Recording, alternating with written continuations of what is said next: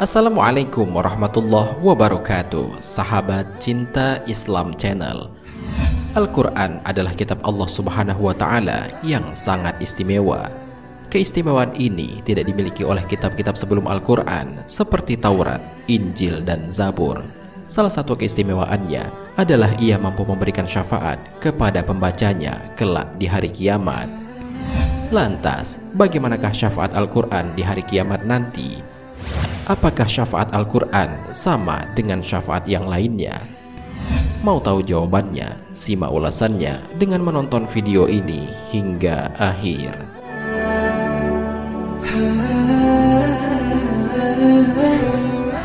Sebelum lanjut, bagi kalian yang belum subscribe, silahkan untuk menekan tombol subscribe terlebih dahulu. Aktifkan lonceng notifikasinya.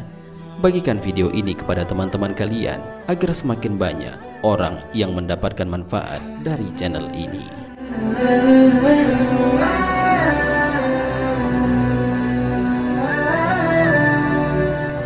Syafaat Al-Quran di hari kiamat. Rasulullah Muhammad SAW sangat menganjurkan kepada umatnya untuk memperbanyak membaca Al-Quran agar kelak mendapatkan syafaatnya di hari kiamat. Hal ini sebagaimana termaktub dalam sebuah hadis.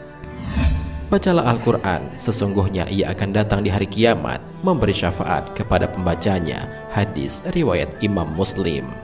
Hadis ini diperkuat oleh hadis Nabi yang menyatakan bahwa kelak di hari kiamat Al-Quran akan datang memohon secara langsung kepada Allah agar menganugerahkan kepada pembacanya sebuah mahkota kemuliaan.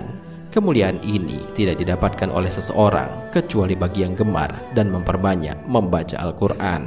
Rasulullah SAW bersabda, kelak di hari kiamat Al-Quran akan datang seraya memohon kepada Tuhannya, wahai Tuhan, pakaikanlah kepadanya atau pembaca Al-Quran. Kemudian ia dipakaikan mahkota kemuliaan.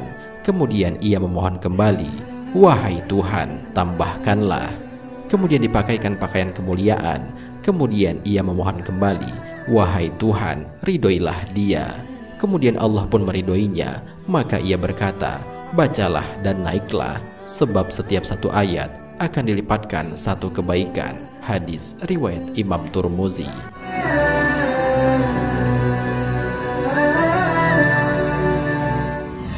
Dari kedua hadis di atas dapat dipahami bahwa kebenaran syafaat Al-Quran kelak di hari kiamat memang nyata dan tidak terbantahkan.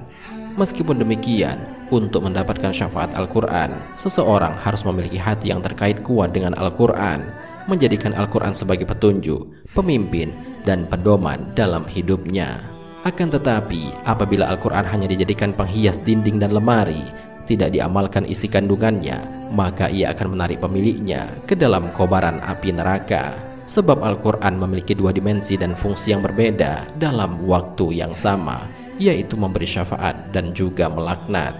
Hal ini sebagaimana dijelaskan dalam sebuah hadis.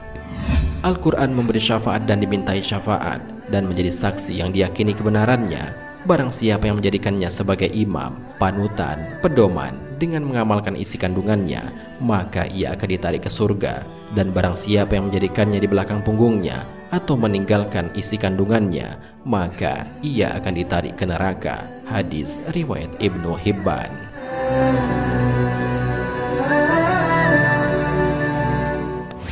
Apakah penghafal Al-Quran juga mendapatkan syafaat? Pada salah satu hadis Nabi yang dikemukakan oleh Imam Ibnu Majah dalam karyanya Sunan Ibnu Majah menjelaskan bahwa orang yang membaca Al-Quran dan menghafalkannya, ia akan mendapatkan garansi syafaat beserta 10 keluarganya, meskipun 10 keluarganya tersebut telah divonis masuk ke dalam neraka. Hal ini sebagaimana disebutkan dalam sebuah hadis.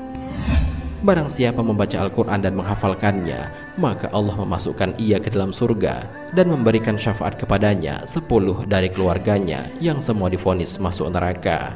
Hadis riwayat Ibnu Majah.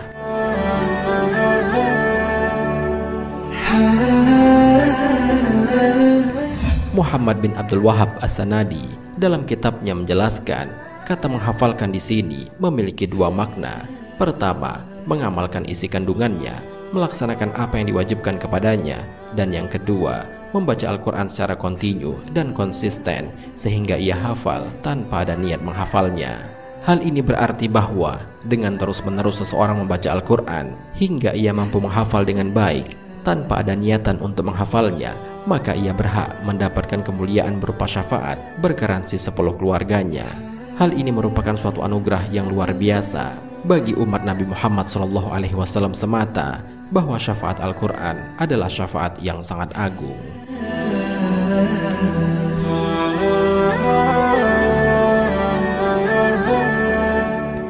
Apakah syafaat Al-Quran sama dengan syafaat lainnya? Syekh Abdul Fattah Al-Qadi menjelaskan bahwa syafaat Al-Quran berbeda dengan syafaat lainnya kelak di hari kiamat.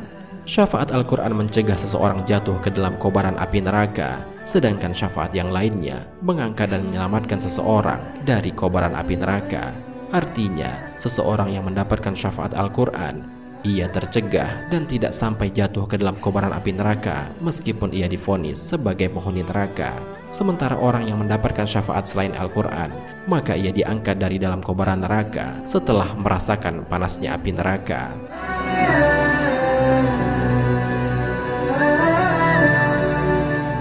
Pendapat di atas sesuai dengan apa yang diutarakan oleh Ibnu Al-Qosi dalam kitabnya, bahwa syafaat Al-Quran menyelamatkan seorang pembacanya dari kobaran api neraka. Imam Asy-Syatibi mengungkapkan, sesungguhnya kitab Allah adalah paling terpercaya syafaatnya, terlengkap dan juga bertambah keutamaannya bagi pembacanya.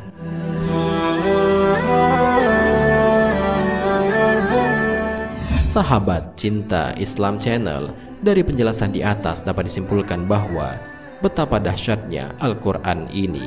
Ia adalah satu-satunya kitab Allah yang kekal mukjizatnya hingga hari kiamat.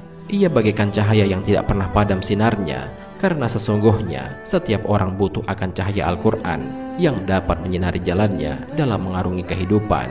Syafaatnya bagaikan air segar yang didambakan oleh setiap jiwa. Siapapun yang meneguh air cawan Al-Quran, maka ia layak mendapatkan kemuliaan darinya. Dan semoga kita semua mampu mengamalkan isi kandungan Al-Quran serta mendapatkan syafaat dari Allah Subhanahu wa Ta'ala. Amin ya Rabbal Alamin. Wallahu a'lam bishawab. Jika terdapat kesalahan dalam penyampaian ini, admin mohon maaf, dan itu merupakan kesalahan dari admin sendiri. Jika ada benarnya, itu adalah dari Allah Subhanahu wa Ta'ala. Semoga bermanfaat. Wassalamualaikum warahmatullahi wabarakatuh.